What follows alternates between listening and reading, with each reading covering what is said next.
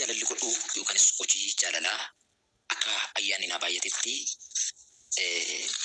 gabaabsee waan baay'ee hojiiwwan jaalalaa bal'inaan waan baay'ee dubbachuu yoo danda'amallee ani irratti dubbanna jedhee kan inni yaadu ija afuura qulqulluu fi caaffanni qulqullaa'aan hojii jaalalli hojjetu karaa gabaabaadhaan dubbachuu nan yaala. Isaanis hojii jaalalli hojjetu yookaanis wanta jaalalli godhu wanta torban dubbadha. Wanta jaalalli godhu wanta torban dubbadha. Hojii jaalalli hojjetu yookiin wanta jaalalli godhu jedhaati isa jalatti tokko jennee jalqabna. Wanta jaalalli hojjetu yookaan wanta jaalalli godhu isa jalatti tokko jaalalli ni obsa. Jaalalli hojiin jaalalli godhu inni guddaan inni ijoon obsaadha yookaanis immoo ni obsa.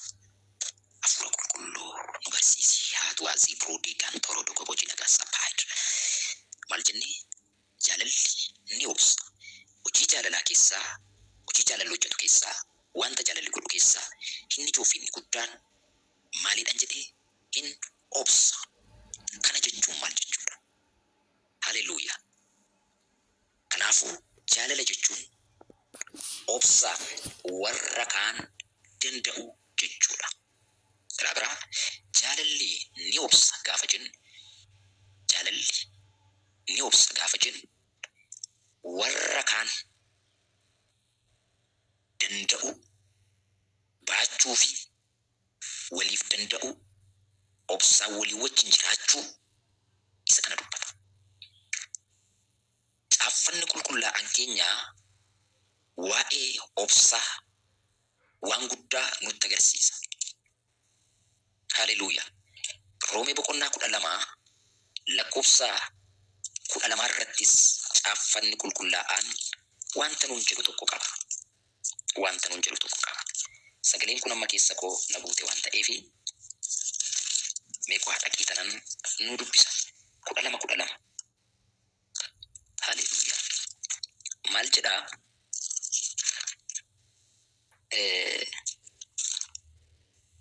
Abdii qabdanitti gammadaa. Rakkina obsaa Waaqayyo kadhachuuttis cimaadha. Inni kunillee waa'ee rakkina obsuu dubbata. Rakkina keessa kan ittiin nuti darbuu dandeenyu obsaan akka ta'e dubbata kutaan kun. Maal jechuuf annaqee caaffanni qulqullaa'aan keenya waa'ee obsaa baay'ee kaasee dubbata. Amanaan tokko yookaanis immoo kiristaanni tokko obsuu akka qabu nu agarsiisa.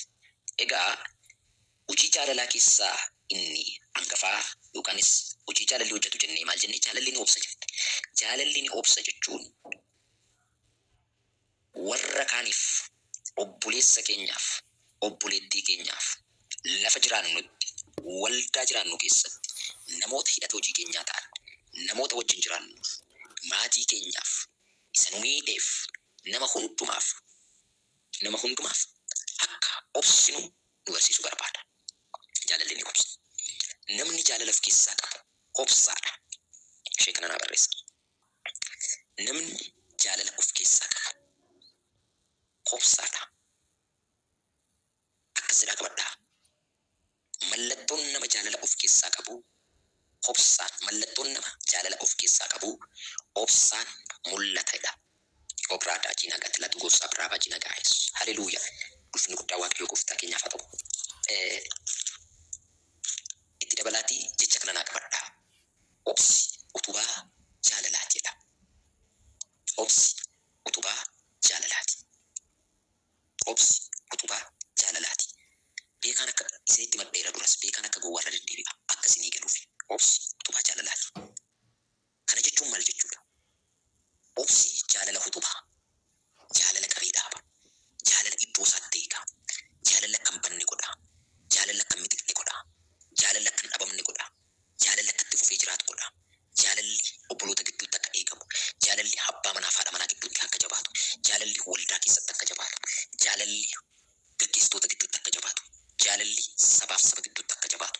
Jaalalli biyyaaf biyya gidduutti akka jabaatu. Jaalalli iddoo isaatti akka eegamu kan godhu obsa. Ishee kanas naa qabadhaa. Obsi utubaa jaalalaati jenne miti. Jaalalli iddoo isaatti akka eegamu kan godhu obsadha. Haleluuyaa. Mahabiraadii jana gatiyaas. Guddaadha Waaqayyo. Kanaaf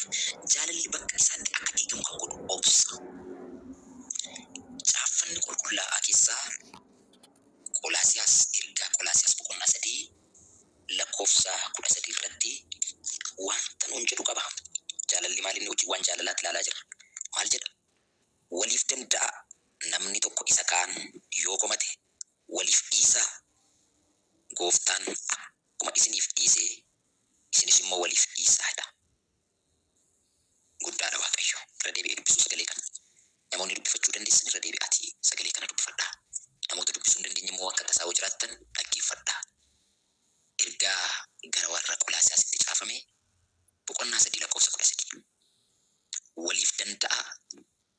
Namni tokko isa kaan yoo komate waliif dhiisaa.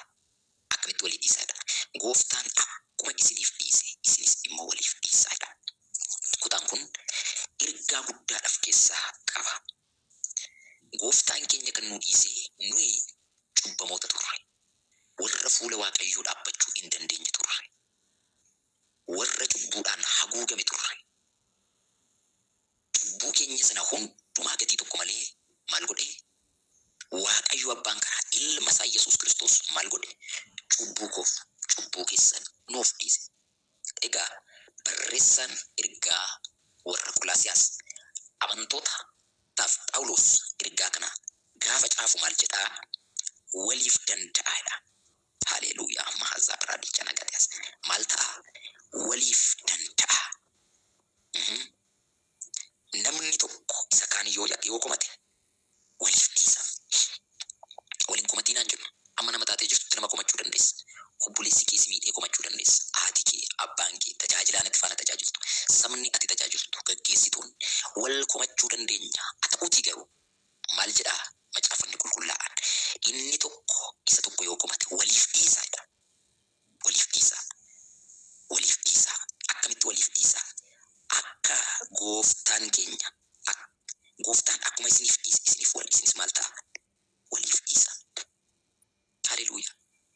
Waliif dhiisuun yoo obsa qaban wanta nurratti ta'e yoo obsine walii bira darbine walii dhiisuu dandeenya. Galanni guddaa Waaqayyoof haa ta'u. Mee ergaa Efesoon boqonnaa 4 lakkoofsa 2 irratti maal jedha Caaffanni Qulqullaa'aan nuufan dubbisa. Gad of deebisuu fi garraamummaa hundumaan obsaanis walii wajjin jiraadhaa. Jaalalaanis waliif danda'aadha. Taaraa dhiigaa suupraadiyaas yaa wajjin eegaadha. Maal laalaa jirra? Jaalalli ni obsa jenne. Caaffanni Qulqullaa'aan hojii jaalalli hojjetu yookaan wanta jaalalli itti gammadu jalatti qabxiin tokkoffaan jaalalli ni obsa jennee ilaalaa jirra. Jaalalli ni obsa.